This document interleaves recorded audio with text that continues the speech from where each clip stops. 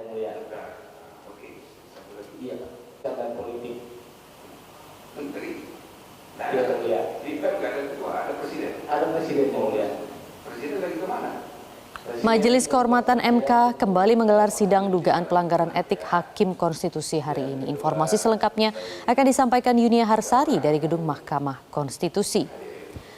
Yunia, apa agenda sidang MK hari ini dan siapa saja yang menjalani pemeriksaan dan juga kapan MK akan mengumumkan hasil dari sidang etik? Maria, selamat sore. Baru saja sekitar 30 menit yang lalu bagian kedua dari sidang MK pada hari ini selesai digelar. Intinya selama pagi hingga sore hari ini memang MK atau Majelis Kehormatan Mahkamah Konstitusi masih memberikan kesempatan bagi para pelapor, jumlahnya ada 10 pelapor untuk hari ini memberikan pandangannya terkait poin-poin dugaan pelanggaran etik yang diduga dilakukan oleh tidak hanya 1, 2, tapi bahkan menggugat 10 Hakim Konstitusi dalam putusan perkara nomor 90 yang kemudian dianggap dapat melanggengkan putra sulung Presiden Joko Widodo Gibran Rakabuming Raka sehingga akhirnya bisa mendaftar ke KPU sebagai bacawa pres untuk Pilpres 2024 mendatang. Namun ada yang menarik, Maria, kalau kita mencermati apa yang disampaikan oleh para pelapor ini di bagian pertama dan di bagian kedua. Yang di bagian pertama ini sebagian besar para pelapor memang memberikan concern-nya begitu atau memberikan pandangannya ada dugaan etik berat yang dilakukan oleh 3 Hakim Konstitusi yang memberikan atau setuju atas klausul minimal syarat usia capres dan cawapres ini adalah 40 tahun atau sedang dan pernah menjabat sebagai kepala daerah, yakni Anwar Usman, Guntur Hamzah, dan juga Manahan Sitompul. Mereka merasa bahwa ada poin-poin substantif yang kemudian sengaja dianggap membelokkan apa yang sebenarnya tidak ada di poin-poin yang disampaikan oleh pelapor, namun kemudian dibelokkan seperti itu sehingga dianggap bisa memberi jalan kepada Gibran Rakabuming Raka untuk kemudian maju sebagai bacawa pres untuk Pilpres 2024 mendatang. Selain juga salah satunya yang di-highlight adalah ada poin menarik yang disampaikan pada sesi pertama yang tadi juga disebut begitu oleh Ketua MK Jimli Asidiki,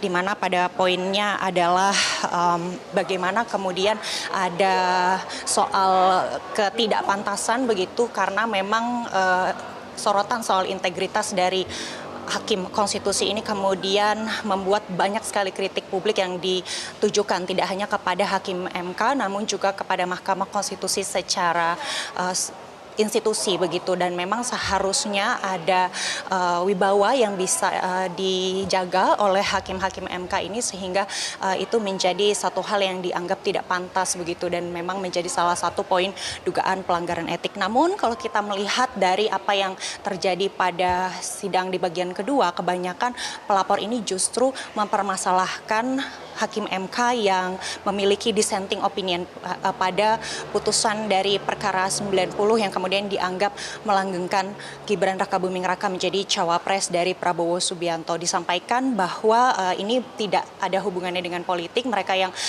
memperkarakan etik dari Saldi Isra dan juga Arief Hidayat ini mengaku tidak ada latar politik begitu, hanya mereka menyoroti substansinya saja karena dianggap seharusnya untuk Saldi Isra tidak curhat begitu di dalam ruang sidang tentang apa yang terjadi selama proses-proses pembahasan perkara yang memang itu kemudian dianggap menggiring opini publik bahwa di belakangnya ada nepotisme begitu yang telah dilakukan oleh oknum Hakim MK. Dan kemudian untuk Arief Hidayat sendiri mereka merasa bahwa ada etik yang dilanggar dengan pada saat itu di suatu kesempatan Arief Hidayat kemudian menggunakan baju hitam dan menyatakan bahwa ia sedih begitu, agak malu datang karena memang sedang terjadi prahara, dan yang dianggap prahara di sini oleh pelapor adalah bagaimana kemudian dinamika yang begitu dinamis begitu ya dalam proses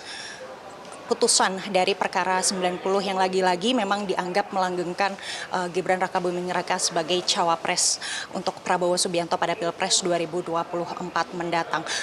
Lalu kemudian sidang akan berlanjut sebentar lagi.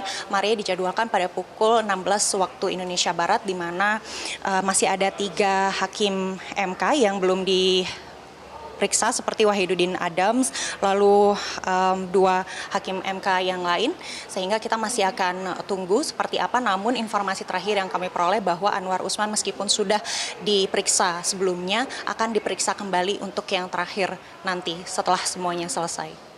Demikian informasi yang dapat kami laporkan dari gedung Mahkamah Konstitusi untuk saat ini. Maria, kembali ke Anda di studio. Baik, laporan langsung dari Mahkamah Konstitusi, Yunia Harsari, terima kasih. Dapatkan informasi, download Metro TV Extend sekarang.